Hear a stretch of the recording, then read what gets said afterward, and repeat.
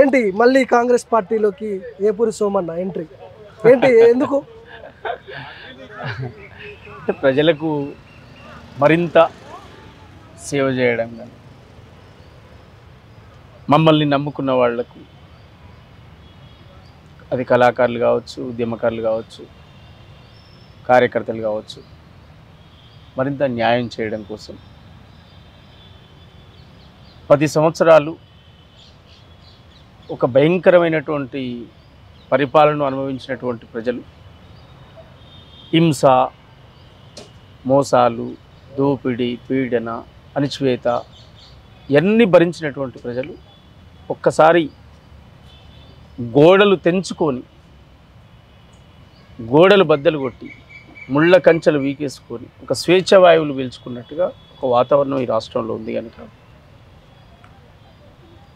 ఆ శ్రమలో కూడా మా భాగస్వామ్యం ఉంది కనుక 10 ఏళ్ళు మేము యాంటీ ప్రభుత్వ వ్యతిరేకత విధానాల మీద మేము పనిచేసినాం కనుక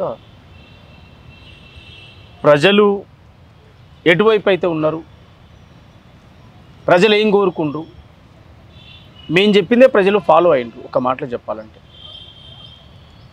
అందువల్ల ప్రజలందరూ అది ఫాలో అవుతుంటే మరి నేను అది ఫాలో కాకపోతే ఎట్లా అని చెప్పి ఆలోచించినప్పుడు నాకు నేను ఆత్మవిమర్శ చేసుకున్నప్పుడు ఒక చారిత్రాత్మకమైనటువంటి తప్పిదంగా కొన్ని ఒడిదొడుకులు, కొన్ని తప్పటడుగులు జరిగినాయి.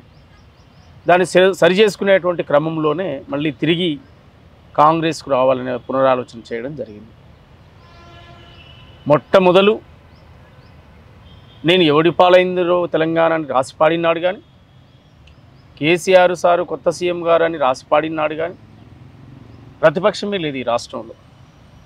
ఉన్న ఎమ్మెల్యేలందరినీ కొనుక్కొని చేసినటువంటి పరిస్థితి మనకు తెలుసు, సమాజానికి తెలుసు, మీకు తెలుసు, మాకు తెలుసు. దాని నుంచి ఆ రోజు ధిక్కార స్వరమై వినిపించినటువంటి మేము సరే కొన్ని అనివార్య కారణాల వల్ల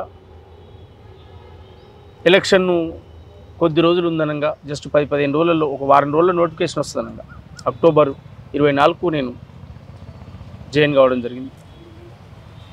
నవంబర్లో నోటిఫికేషను, ఎలక్షన్స్ డిసెంబర్లో, ఇదంతా నడిచిన ప్రాసెస్ అంతా మీకు తెలుసు. అంటే ఈ గ్యాబులోనే ఇదంతా జరిగిపోయింది. అద్భుతమైన ప్రజలు తీర్పిచ్చారు, వన్ సైడ్ తీర్పిచ్చారు. ఎంత జరిగిన తర్వాత ఒక పునరాలోచనలో పడ్డాం ఏంది అని. తర్వాత ఉన్న బీఆర్ఎస్ పార్టీలో కూడా సరే ఆ ఎలక్షన్ మూమెంట్ కనుక రామన్న మిగతా నాయకత్వం రానీలే ఉండని సరే పనిచేయని అని చెప్పి వాళ్ళు ఆహ్వానించరు. దాన్ని నేను తప్పుపట్టట్లేను. కానీ ఇంకా జిల్లాలో కానీ, మా ప్రాంతంలో కానీ, లేదా ఇతర ప్రాంతాల్లో కానీ వాళ్ళ రిసీవింగ్ ఇంకా అంటే ఏపూరి సోమన్న రాసి పాడినటువంటి పాటలు, పదజాలాలు ఇవన్నిటి నుంచి వాళ్ళు ఇంకా బయటపడలేకపోతున్నారు. అంటే మళ్ళీ చూడగానే కలిసి పనిచేసేటువంటి తత్వం కూడా ఆడ కూడా కొంత ఇబ్బందికరంగానే ఫీల్ అవుతుంది. వాస్తవానికి మీరు ఎవడి పాలైందిరో తెలంగాణ అని పాట పాడినప్పుడు రాష్ట్రంలో అసలు ప్రతిపక్షమే లేదు, అసలైన ప్రతిపక్షం ఏపూరి సోమన్న అనే చర్చ కూడా జరిగింది. కానీ దొర మీద పాటలు పాడి అదే దొర దగ్గరికి పోయిన తర్వాత రాష్ట్రంలో పెద్ద ఎత్తున చర్చలు జరిగినాయి. ఏపూరి సోమన్న అమ్ముడు పోయిండు, ఇలాంటి మాటల్ని మీరు ఎట్లా రిసీవ్ చేసుకున్నారు, ఏం చెప్పదలుచుకున్నారు రాష్ట్ర ప్రజలకు? నేను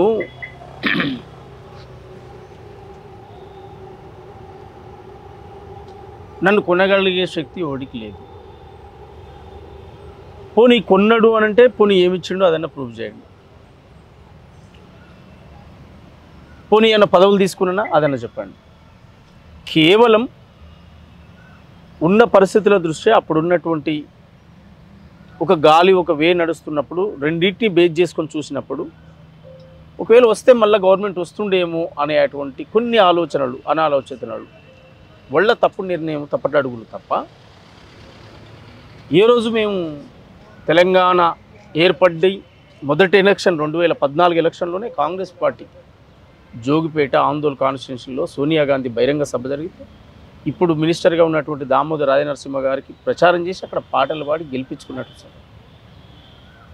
ఆ రోజు కాంగ్రెస్ పార్టీకి సరే ఆయన తను అక్కడ ఉన్నట్టు పరిస్థితుల దృష్ట్యా తను ఆ రోజు ఓడిపోయింది అనుకో. అండ్ 2 టైమ్స్ 14 ఎన్నికల్లో 18 ఎన్నికల్లో కూడా నేను ఆందోళన పోయి పనిచేసిన, రాష్ట్రం అంతా పనిచేసిన, 18 ఎన్నికల్లో రాష్ట్రం పనిచేసిన. అందువల్ల నేను బహిరంగంగా తెలంగాణ సమాజానికి, నన్ను అభిమానించేటువంటి అభిమానులకు జరుగుద్ది అనుకున్న ఒక మార్పు ఏదో వస్తుందని అనుకున్నాము. ఓకే. అది మిస్టేక్, తప్పటడిగి అది దాన్ని రివ్యూ చేసుకున్నాం. ఇప్పుడు నేను దేవుని కాదు, నేను మానవుని. ప్రలోభాలు పెట్టిర్రా ఏపూరి సోమన్నని, లేకపోతే స్వతహాగా మీరే టీఆర్ఎస్ పార్టీలో జాయిన్ అయ్యారు? లేదు, 2 కోట్లు అన్నారు, 3 కోట్లు అన్నారు, చర్చలు ఇలాంటి చర్చలు కామన్లే మాట్లాడుతూనే ఉంటారు, సహజం అది. కానీ ఇప్పుడు జనరల్గా పార్టీలకు పోయినప్పుడు ఏం ఆలోచిస్తారు, అయితే ఏమన్నా ఇచ్చిరు ఏమో, లేకపోతే ఏదైనా పదవి ఇస్తారా, ఏ కదా ఆలోచించేది. ఇప్పుడు రాజకీయాలేగా జరిగేది అది కదా. అందువల్ల ఆ పరిస్థితిలో వాళ్ళు కూడా అనుకోవచ్చు, కానీ తప్పదు అది. అలాంటిది ఏం లేదు. సరే మళ్ళీ పవర్లోకి వస్తే ఏదైనా అవకాశం ఉంటుందేమో అనేది వాళ్ళు ఆలోచించరు, మనం ఆలోచించరు, అంతే తప్ప ఇంకా వేరే ఏం లేదు. కానీ అది కొంత చారిత్రాత్మకమైనటువంటి తప్పిదమే. ఆ తప్పటడుగులు దాన్ని సరిదిద్దుకొని ఇప్పుడు 10 సంవత్సరాలు పదవులు అనుభవించిన వాళ్ళు కాంగ్రెస్లో రాజశేఖర రెడ్డి పీరియడ్లో అన్ని తీర్లు అనుభవించినటువంటి వాళ్ళు కేసీఆర్ గవర్నమెంట్ రాగానే కేసీఆర్ కడిపోయారు. కేసీఆర్ గవర్నమెంట్లో 10 ఏళ్ళు అనుభవించిన వాళ్ళు మళ్ళీ ఇవాళ కూడా తిరుగుతురు. రాష్ట్రంలో ఏం జరుగుతుందో మీకు తెలుసు. నేనేంటిదండి, నేనేం తీసుకున్నానండి, ఏమొచ్చింది నాకు? ఆడిపోయిన శ్రమ తప్పలే, నాకు ఇడిపోయిన శ్రమ తప్పలే, నేను కష్టం చేసిన. ఇలా బాజాప్తు కాంగ్రెస్ పార్టీకి రావడం అనేది బాజాప్తుకు వస్తాను. రేవంత్ రెడ్డి గారు తెలుగుదేశం పార్టీలో ఉన్నప్పుడు, కాంగ్రెస్కి వచ్చినప్పుడు వారి నాయకత్వాన్ని బలపరుస్తూ ఈ రాష్ట్రం అంతా తిరిగి పనిచేసినటువంటి వారిని నేను. వారి పాదయాత్రలో ఉన్న, వారి బహిరంగ సభలో ఉన్న, ఈ రాష్ట్రం అంతా వారు ఎక్కడ తిరిగితే వారి కోసం నేను పనిచేసిన.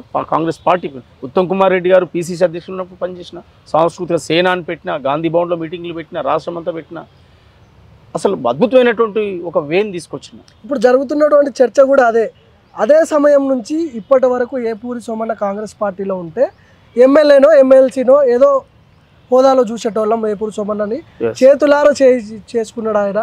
వైఎస్ఆర్టీపీకి పోవడం, అక్కడ నుంచి బీఆర్ఎస్కి పోవడం, ఇవన్నీ తాను చేసుకున్న తప్పులే అని మాట్లాడుతున్నారు చాలా మంది. అవి నేను చేసిన తప్పులు కావు. ఇప్పుడు షర్మిల ఇక్కడికి వచ్చినప్పుడు షర్మిల గారు ఇక్కడ ఒక ప్రత్యామ్నాయ రాజకీయ వ్యవస్థ ఉంటుందని అనుకున్నాము. ఆమె పార్టీ పెట్టింది, ఎందుకు పెట్టిందో ఆమెకి తెలియదు, ఎందుకు పోయిందో ఆమెకి తెలియదు. అది నా తప్పిదేమో కాదు. మమ్మల్ని అందరినీ, ఆమె నమ్ముకున్నటువంటి వాళ్ళందరినీ కూడా ఆమె చేసిపోయింది ఆమె.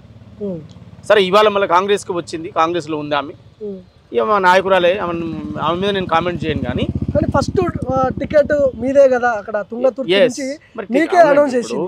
ఒక పార్టీ పెట్టి ఉండబోతున్నాడు ఏపూరి సోమన్న. ఒక పార్టీ పెట్టి టికెట్ ప్రకటించి అభ్యర్థిని ప్రకటించి కూడా కనీసం పోటీ కూడా చేయించలేదు. ఎవరు తప్పు? ఏపూరి సోమన్న తప్ప? ఏపూరి సోమన్న పోటీ చేయను అంటే కదా నా తప్పు. నేను పోటీ చేయను, నాకు వద్దు అని అంటే నా పొరపాటు, నీ పొరపాటే కదా అది అన్ని కూడా. అందువల్ల ఇప్పుడు ఇక ఎన్ని గతాన్ని తోడుకోవడం అనవసరం. నా భవిష్యత్తు, నా మంచి చెడు, నల్గొండ జిల్లా ఉమ్మడి జిల్లాకు సంబంధించి కోమరెడ్డి బ్రదర్సు,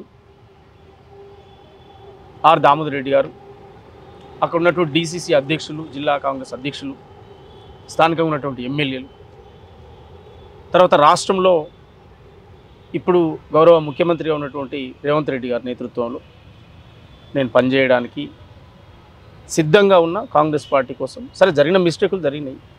నేను కాంగ్రెస్ పార్టీని దూషించో, కాంగ్రెస్ పార్టీని తిట్టో, కాంగ్రెస్ పార్టీని నిందించో నేను పోయినటువంటి వాడిని కాదు. అప్పుడున్న పరిస్థితుల దృష్ట్యా నిర్ణయం తీసుకోవడం జరిగింది. పోయినాం, వచ్చినాం.